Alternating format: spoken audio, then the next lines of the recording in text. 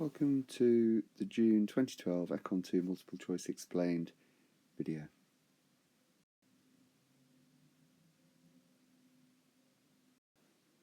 Question 1 gets you thinking straight away because usually for a supply side policy we'd be looking for things like improvements in training and education, but if you look at the options it's not there. Generally, remember, supply side policies would tend to increase the productive capacity of any economy. So the option that does that here is option C.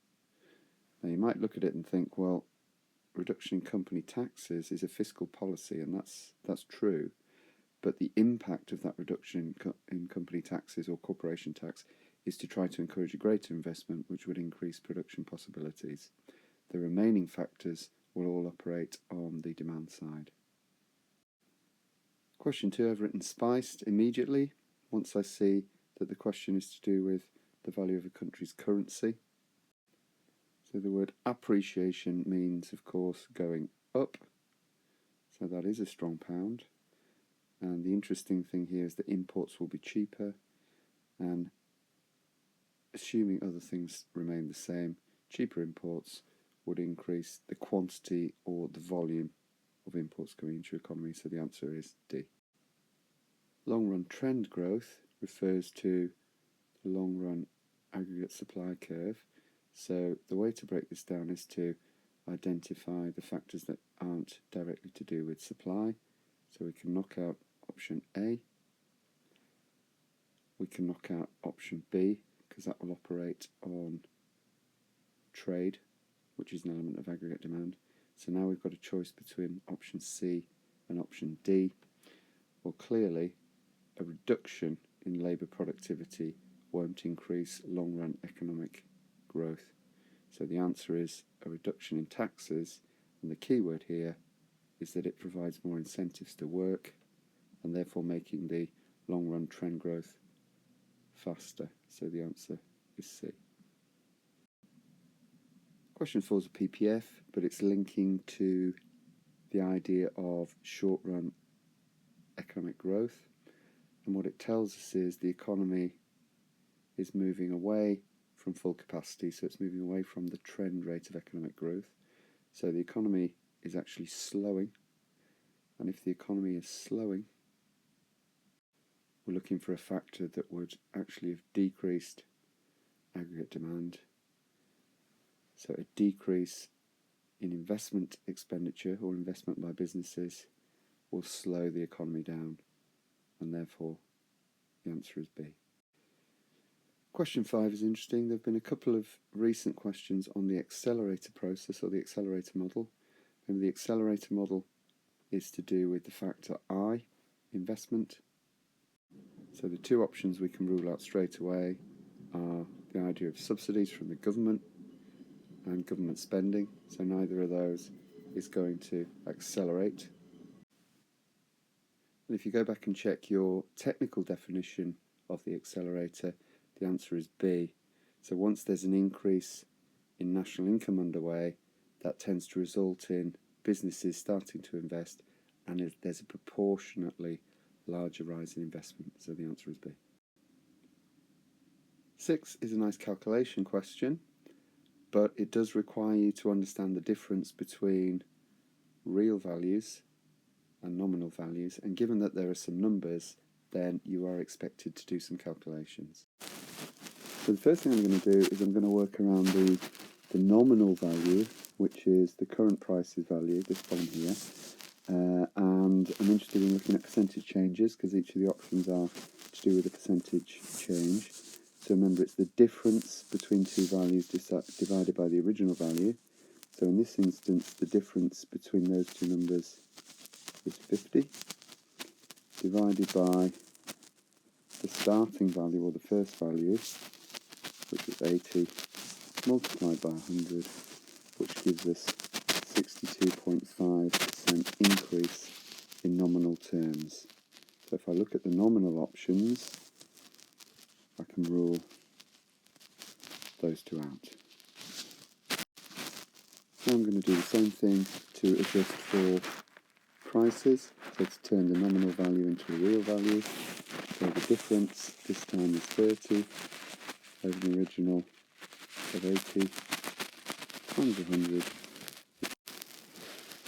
of 37.5%. So to make the final calculation, there was a 62.5% nominal change and a 37.5% change in prices.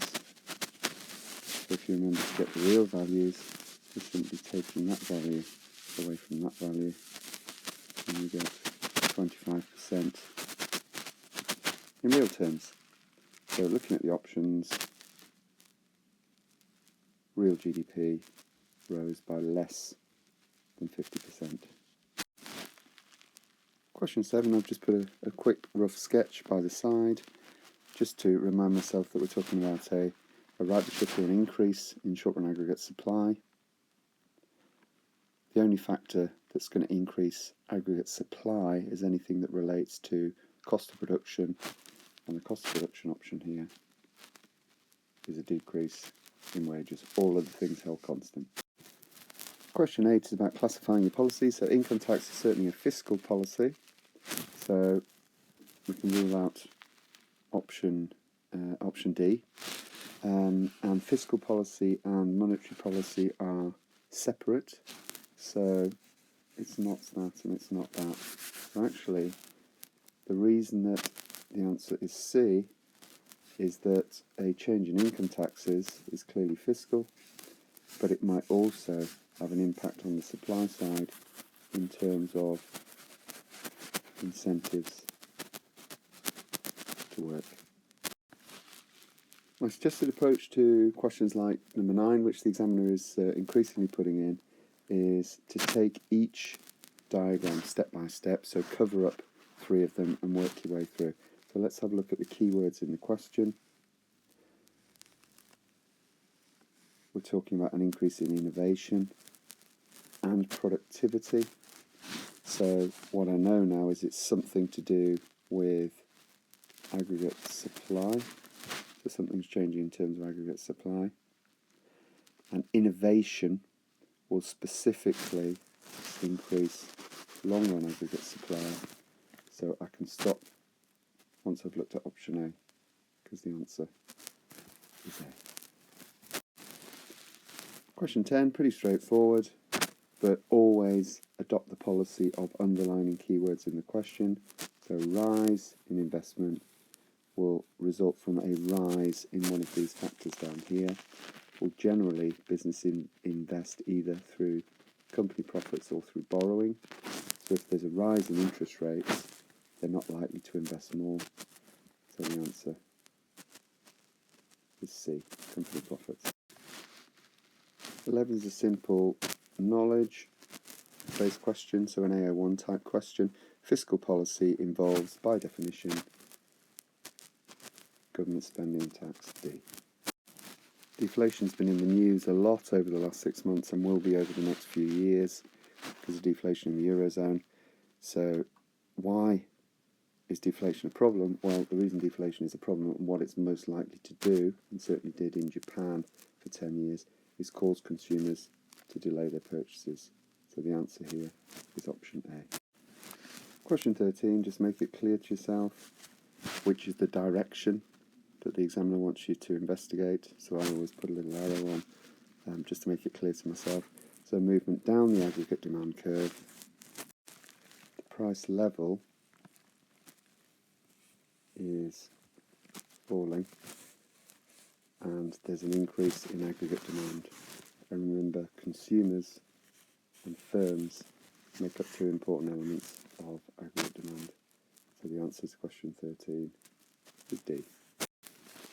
Question 14 is again to do with the notion of trend growth and actual growth.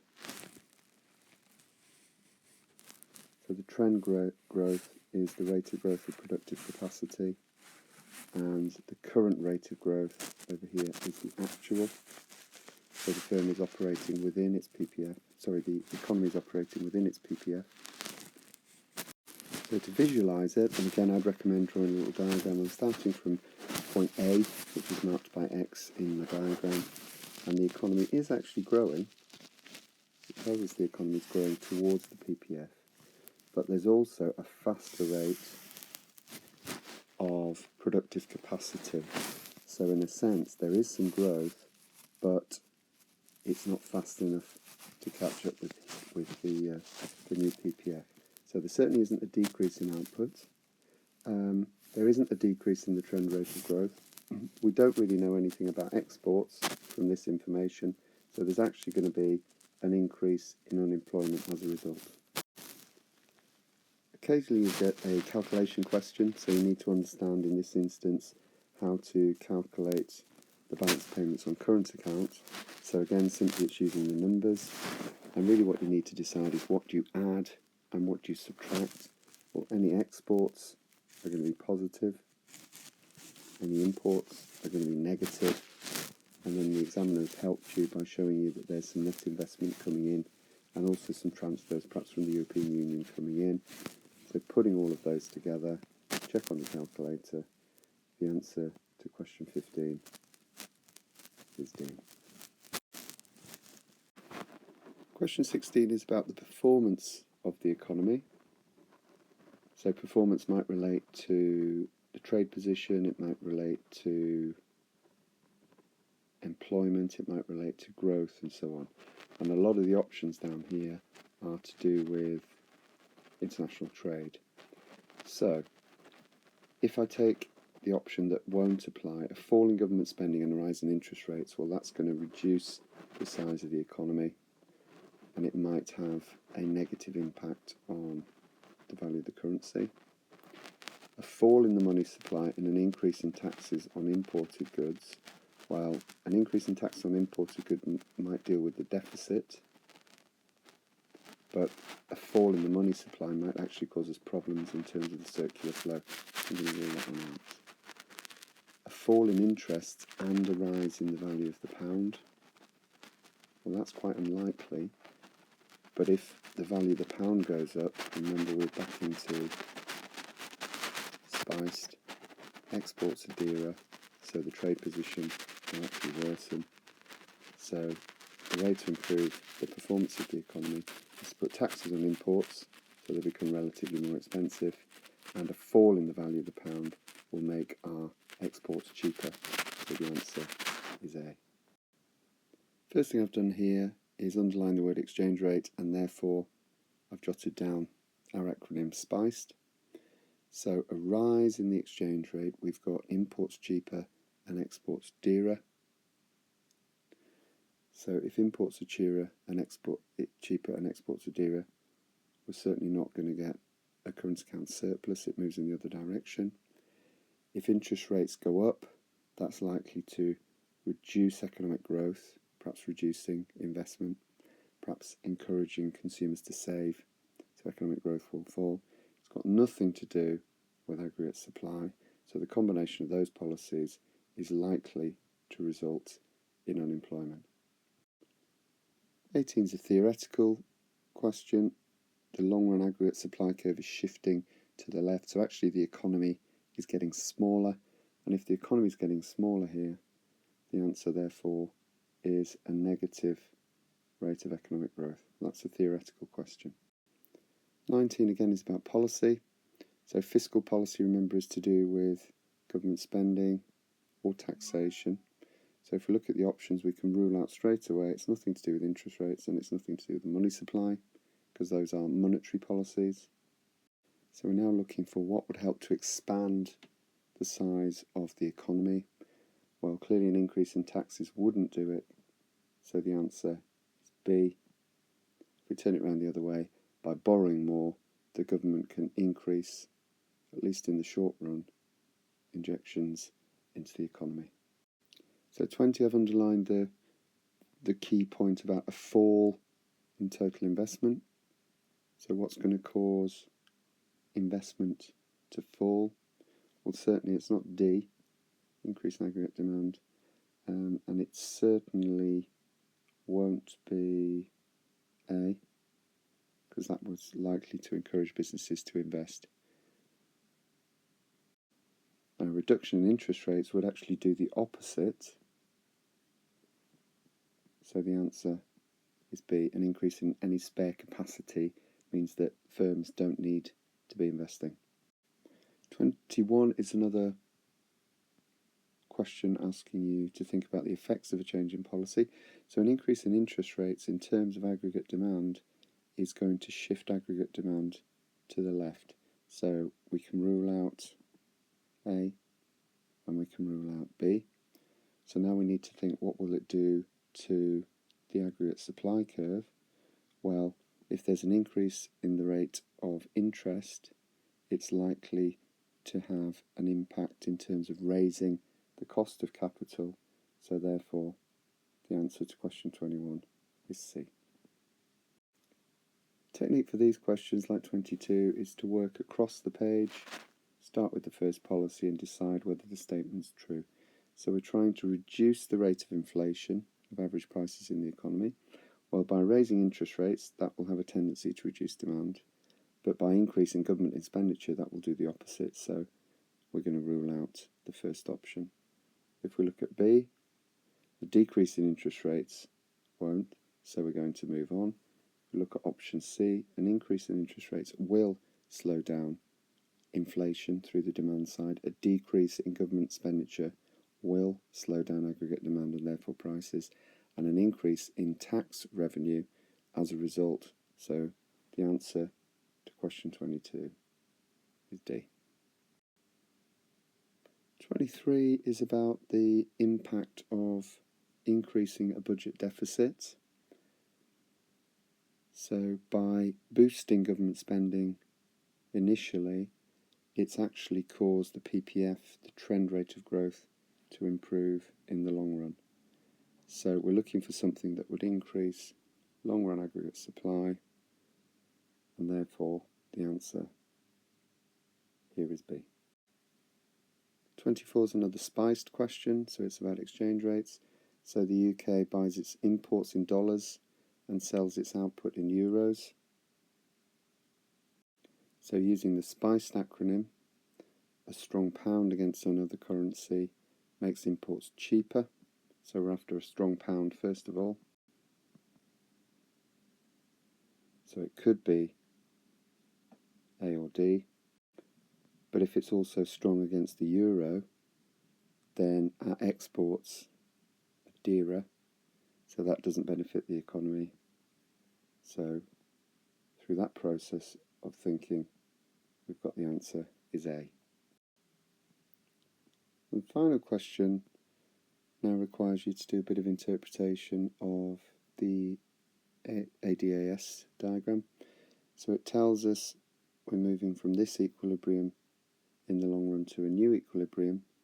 So the only way to produce that new equilibrium is having another long run aggregate supply curve cutting the aggregate demand curve at that point there.